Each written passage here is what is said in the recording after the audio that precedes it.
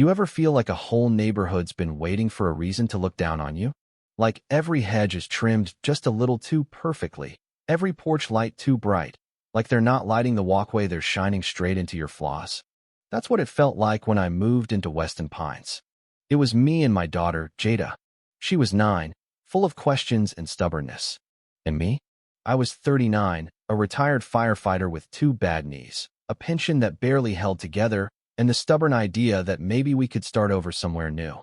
Fresh. Peaceful. We'd been through enough. Her mom passed when Jada was 5, aggressive breast cancer that came and went like a hurricane, leaving nothing the same. I had no family left in Atlanta, no one to call when the nights got long. So I took what little we had and moved north. Bought a small ranch house in Weston Pines, the kind of neighborhood where folks leave out holiday wreaths year-round and HOA bylaws are printed thicker than the Bible. First week, I waved at every neighbor I saw. Only 3 waved back. The rest either nodded tight-lipped or acted like I wasn't even there. I'd worked fires, pulled people out of buildings crumbling in on themselves, but nothing prepared me for the way people in pastel polos and golf carts could make you feel like you didn't exist. They'd compliment Jada's smile in the driveway, then glance at me like I was her bodyguard. The first real run-in came when Jada painted the sidewalk with chalk, just a rainbow, and her name, Jada WZ here, in big pink letters. 2 days later, I got a citation taped to our door. Defacement of communal property, signed in blue ink by Marlene Huxley, president of the HOA. I remember holding that paper and just breathing deep. Not because of the fine, it was only $50, but because that was the first time I realized they weren't going to give us a chance. They'd already decided what box we belonged in. Over the months, it got worse. Every time I mowed the lawn a day later than they liked, I got a notice. When I repainted the porch railings myself, someone sent in a complaint about non-approved paint shade.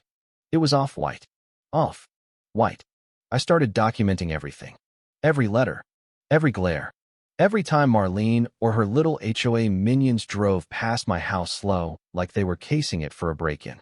I kept it all in a folder I called the just-in-case file. Jada tried to ignore it. She started 5th grade at Lincoln Elementary and made a few friends fast, mostly kids whose parents were too busy to care what the HOA newsletter said. But I noticed the shift. How she stopped riding her bike around the cul-de-sac. How she always looked back before opening the front door, like someone might be watching. One day she asked me if I used to be a janitor. I said, "No, baby." "What?" She shrugged and said one of the moms at pickup told her I look like the building guy. I smiled. Didn't say much. But that night, I stayed up late rereading every citation we'd gotten and wondering what kind of place we'd walked into. I stayed civil. I baked muffins for the HOA meeting once no one touched them. I offered to help repaint the community benches, got told I needed clearance and credentials. And the worst of it? Marlene acted like she was doing us a favor. Always smiling that tight, fake smile. "We're just trying to keep the community looking its best," she'd say, like that justified everything. Like my daughter's sidewalk rainbow was some kind of vandalism instead of childhood. Then came the accident. It was a Tuesday. Cloudy. One of those weird warm winter days where the sun makes promises it won't keep. Jada had stayed late for art club. I was home making dinner, and the phone rang. Caller ID, Lincoln Elementary. My chest went tight. "Mr. Fields, this is Nurse Karen from the school. There's been an incident." She'd tripped on a broken tile in the hallway and hit her head on the corner of a water fountain. Needed stitches. I dropped everything and drove there like the truck was on fire. When I got to the nurse's office, Jada was sitting upright, holding a cold pack to her forehead, quiet. Not crying, just quiet. That scared me more than anything. But that's not the part that flipped the world. While I was there, I asked to see the tile, the one she tripped on. The janitor hesitated but eventually led me to it. Loose. Jagged. Looked like it had been like that for weeks. I took photos. Asked if anyone had reported it. He shrugged. Said they tried to get it fixed last month, but the funding hadn't come through.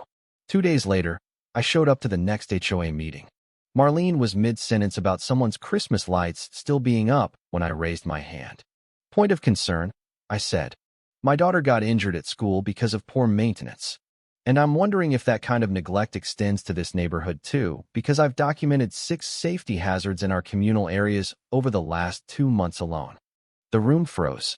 Marlene blinked. then smirked. Mr. Fields, we handle all concerns through email submission. I have submitted, I replied. 3 times. No response. I dropped the folder on the table. Inside, photos, dates, signatures. A full record of ignored warnings, rotting benches, rusted playground bolts, uneven curbs. The same playground their kids used. The same curbs their luxury strollers rolled over. Marlene tried to wave it off, but I kept going. And while we're at it, let's talk about these citations. Because I've got 26 letters in here, and I checked with my neighbors. They've got 0. For the same issues.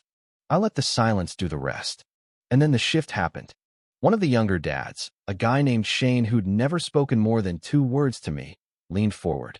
Wait, that bench near the pool. My kid fell off that last week.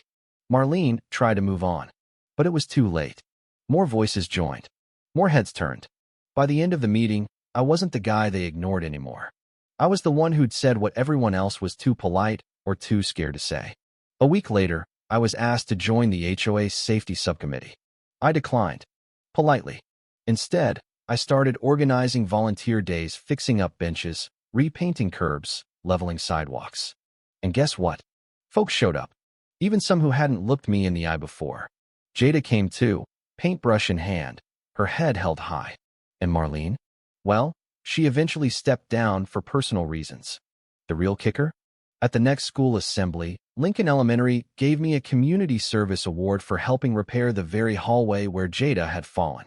The same hallway I used to mop back when I worked overnight custodial shifts just to keep food on the table. I didn't take the mic that day. Just held Jada's hand and nodded. Let the silence say what needed to be said. You ever feel like a place is trying to erase you? Fight back. Not with anger.